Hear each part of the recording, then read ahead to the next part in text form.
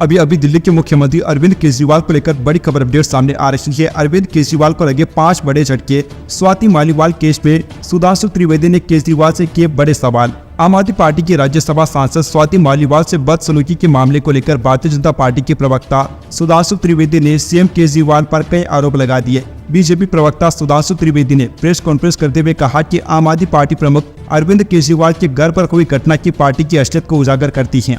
8 दिन बीत जाने के बावजूद भी कई ऐसे सवाल हैं जो दिल्ली वासियों के मन में आ रहे हैं। सुधांशु त्रिवेदी ने केजरीवाल पर 5 बड़े आरोप लगाए हैं। एक एक करके दोस्तों सभी आरोप हम आपको बताना चाहते हैं। तो दोस्तों आप ये उनका वीडियो देखिए जिसमें उन्होंने सारे आरोप लगाए हैं। कि अगर आपने कहा कि उस दिन अपॉइंटमेंट नहीं था तो हर मुख्यमंत्री का प्रतिदिन का दैनंदिन कार्यक्रम जारी होता है जिसमें उनका मिनट टू मिनट प्रोग्राम होता है। आप जारी कर दीजिए उस दिन का, और आप कहिए उस समय आप मुख्यमंत्री आवास में नहीं थे इसलिए नहीं मिल सकते थे।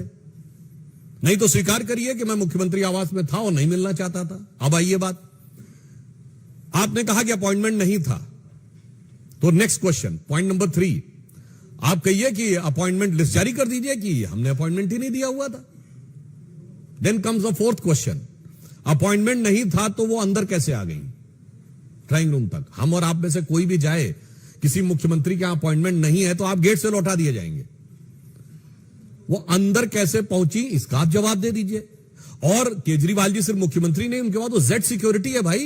वैसे तो वो थे जो सिक्योरिटी नहीं लेंगे वाले थे, मगर आज जेड सिक्योरिटी, और किसी जेड सिक्योरिटी वाले के घर के अंदर अगर कोई अवांछित व्यक्ति घुस गया तो उनके सुरक्षा कर्मियों ने as per the security protocol क्या कार्रवाई की? 4 दिन बाद उन्होंने ट्रेसपासिंग की रिपोर्ट दर्ज कराई है, 4 दिन बाद। अब आइए साहब, उसमें नेक्स्ट 5th पॉइंट, विभव कुमार अंदर थे जो टेक्निकली आज की डेट में कुछ नहीं है, ना सरकारी पद पे है ना राजनीतिक पद पे है। और यदि वो मुख्यमंत्री आवास में थे तो क्या उनका अपॉइंटमेंट था? अपॉइंटमेंट लिस्ट में दिखाइए कि विभव कुमार का अपॉइंटमेंट था, मगर वो भी सामने नहीं आया। और फिर अगला प्रश्न उठता है कि अगर अपॉइंटमेंट नहीं था तो वो किस कैपेसिटी में थे? और इतना ही नहीं, वो अचानक घटना के बाद अदृश्य हो गए, और अदृश्य होने के बाद वो सीधे कहां दिखे कि मुस्कुराइए कि आप लखनऊ में हैं। उसके बाद वो फिर अंतर ध्यान हो गए, फिर वो मुख्यमंत्री आवास से बरामद हुए। अब यहां मैं एक और बात कहना चाहता हूं, एक गंभीर बात। आपकी पार्टी की एक महिला सांसद ने दुर्व्यवहार की लिखित शिकायत कराई है, और आपकी पार्टी के संसदीय दल के नेता संजय सिंह, मेरी बात को मार्क करिएगा, he is not a normal member of parliament. Rajya Sabha में आम आदमी पार्टी संसदीय दल के नेता हैं संजय सिंह, जिन्होंने आम आदमी पार्टी की ऑफिशियल प्रेस कॉन्फ्रेंस में कहा कि दुर्व्यवहार हुआ है। तो मैं टेक्निकली एक और बात कहूं कि टेक्निकली वो केजरीवाल जी के समकक्ष हैं, क्योंकि वो संसदीय दल के नेता हैं। केजरीवाल जी राष्ट्रीय संयोजक हैं, और विधायी दृष्टि से देखा जाए तो वो विधायक दल के नेता हैं दिल्ली में। तो ये बताइए, अगर आपकी पार्टी का leader of the parliamentary party कुछ कह रहा है और आपकी एमपी ये कह रही, तो मैं पूछना चाहता हूं, आपने कोई जांच गठित की क्या आपकी सरकार ने? ये 6ठा पॉइंट है। आपकी सरकार ने कोई जांच गठित की या आपकी पार्टी ने कोई जांच गठित की? और अगर जांच गठित नहीं की तो किस आधार पर आप निष्कर्ष निकाले ले रहे हैं? अब मैं यह भी बताना चाहता हूं कि जो कुछ हुआ है वो एक दृष्टि से और महत्वपूर्ण है।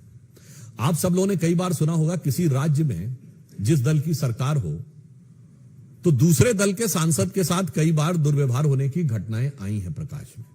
पर यह भारत के इतिहास का एक अद्भुत उदाहरण है, एक विचित्र उदाहरण है, जहां जिस दल की सरकार है जिस राज्य में, उसी दल के मेंबर ऑफ पार्लियामेंट के साथ दुर्व्यवहार नहीं हुआ है, फिजिकल मैन हैंडलिंग हुई है। कहां पर हुआ है? सीएम हाउस में। मुझे लगता है आप सब लोग पत्रकार हैं, शोध करके बताइएगा ऐसा कोई उदाहरण भारत की राजनीति में उपलब्ध है? हां, मिलता जुलता उदाहरण मुझे याद आता है, क्योंकि विभव कुमार जी उसके बाद लखनऊ में ही मिले थे, लखनऊ में घटना हुई थी 1995 में, जिसे आप सब स्टेट गेस्ट हाउस कांड कहते हैं। मायावती जी के साथ ऐसा ही हुआ था, और ये उनका शब्द था, मायावती जी का, मेरा शब्द नहीं है, कोट अनकोट बोल रहा हूं कि समाजवादी पार्टी के गुंडे मेरी जान लेना चाहते थे, अनकोट।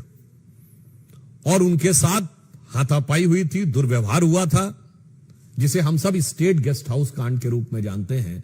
मगर ये तो नई राजनीति वालों ने एक नया ही अध्याय लिख दिया कि सीएम हाउस के अंदर, अरे भाई वहां तो मुलायम सिंह जी की पार्टी के लोग कर रहे थे, यहां तो इन्हीं की पार्टी के लोगों ने अपनी महिला सांसद के साथ कर दिया। तो मैं कहना चाहता हूं, अगर वो स्टेट गेस्ट हाउस कांड था तो ये सीएम हाउस कांड है। Subscribe now and press the bell icon. Never miss an update.